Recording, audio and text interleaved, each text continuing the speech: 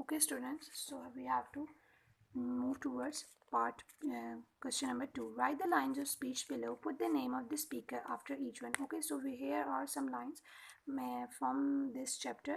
We have to tell them that from by whom these lines have been spoken, okay, in the chapter. Aha, I've got you now. Okay, who spoke this line in the chapter? The man. Okay, so you have to write it down, the man, in front of this line. Okay, aha, I've got you now.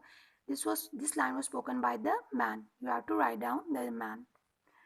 Let's move toward the next one. Let's pull up every single weed on your doorstep. Okay, this line was spoken by Rosie.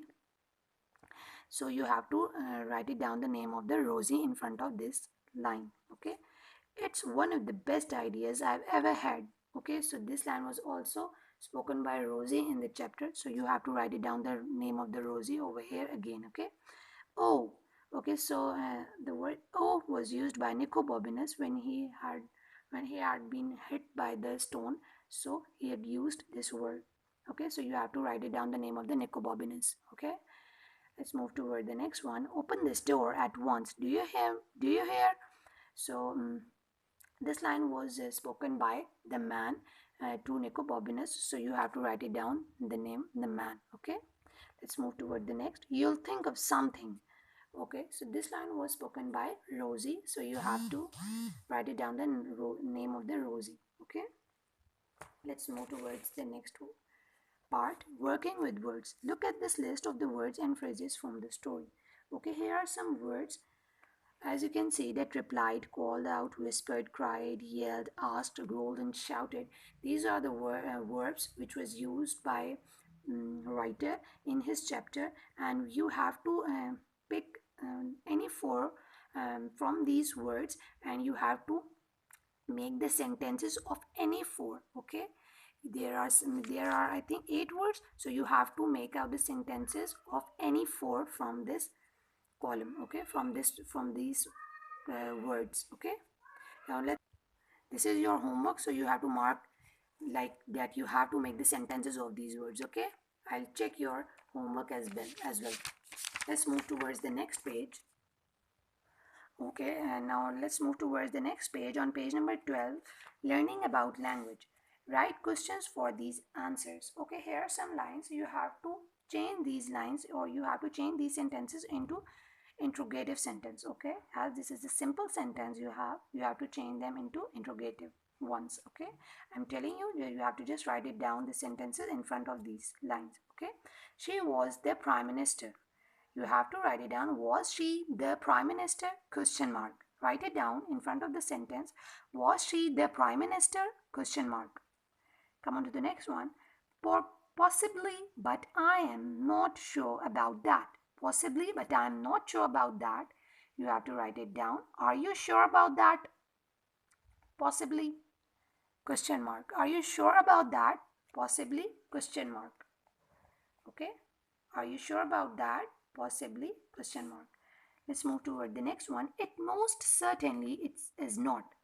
It most certainly is not. You have to write it down as an interrogative one. It is more certainly. Sorry, is it more certainly? Is it more certainly? Question mark. Okay, I'm repeating it again. Is it more certainly? Question mark. Let's move toward the next one. I did. So you have to change this line into I did. Get who did it? Question mark.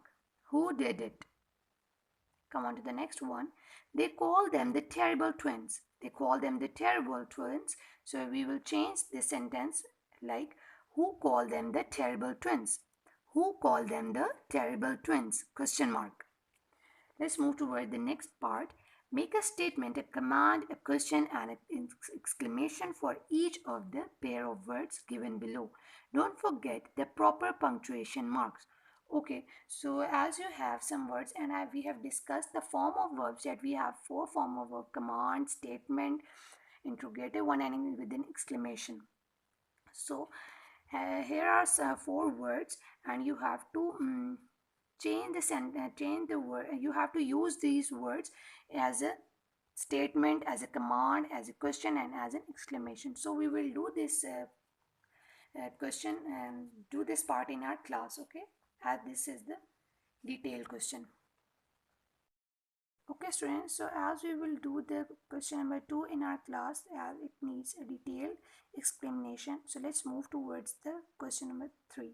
Convert the following exclamations into statement, do not change their meaning. Okay, here are some sentences and they were in exclamation form, so we have to change them in statement form without changing their meaning. Okay, so I am telling you, you have to write it down in front of the sentence. What a lovely dress! Exclamation mark. As it is in exclamation form, we have to change in statement form. You have to write down, it is the lovely dress. It is the lovely dress. Full stop. Write it down in front of the sentence. It is the lovely dress. Come on to the next one. How brave you are! Exclamation mark. How brave you are. So you have to write it down. You are very brave. You are very brave.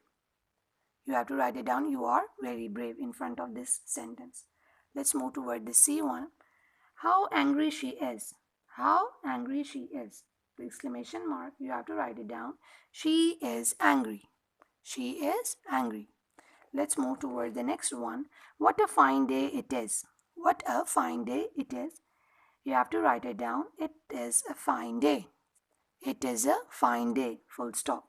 Let's move toward the next one. Idiomatic language. Here's a sentence from the story.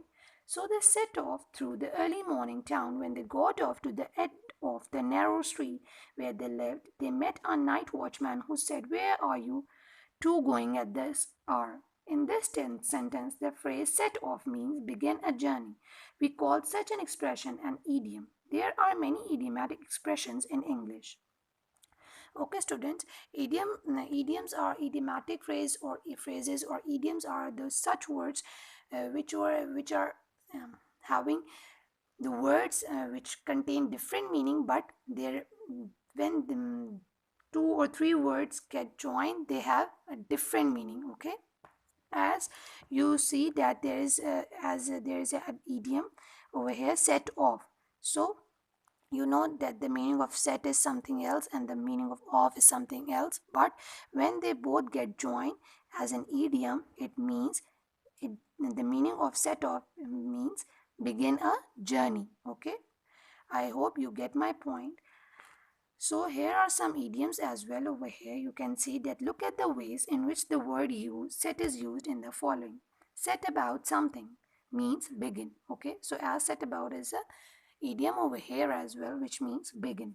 As here are some examples over here as well, we have to read it.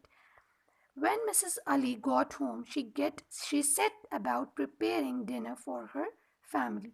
So they had used set about idiom in this sentence over here. Okay, the next one is set someone back means delay. Okay, so the idiom set someone back means delay. This puncture is going to set us back 1 hour means this puncture is going to delay us 1 hour. Okay, let's move towards page number 13. Set in means begin. Okay, the winter has set in early this year. Okay, so meaning set in means begin. So the winter has begin in early this year. The next idiom is set someone off means cause to begin. The exemplary sentences over here is, if you laugh at any of Rahim's joke, it will set him off telling jokes all night. Okay. The next one is, set something off means cause to explode or cause to begin or make something look attractive. So they used the idiom in the sentences over here as well. To celebrate the new year, the people set off fireworks in the street. Okay, they had used the idiom set off over here as you see in the example. The burglar broke the window and set off the alarm. The burglar broke the window and set off the alarm. As you can see that here is the idiom. And it does not mean set and it does not mean off, but it means to begin or cause to begin or to make something look attractive or to cause to explode. Okay, The next one is, this blue ribbon set off her dark hair beautifully. Okay, so it doesn't mean it set off, but it means that this blue ribbon makes her hair so look so attractively. Okay, set on. So here are some other idioms as well. You can see the burglar was set on by the dog. Set out, the man set out to clean the whole house but only cleaned one room. Set to, if you set to, you can finish the work today. So they have used many idioms in the sentences. Set up means to establish oneself in a business. Mr. Shea has set up his son as bookseller. Every day the man set up his little stall on the street corner. Okay, they have used all the idioms in the sentences as an example for you. So you have to make the sentences by your own, as they have given the examples over here as well. So I am giving you the homework that there are many idioms. You have to make the sentences of these idioms, okay, by your own self. You can also take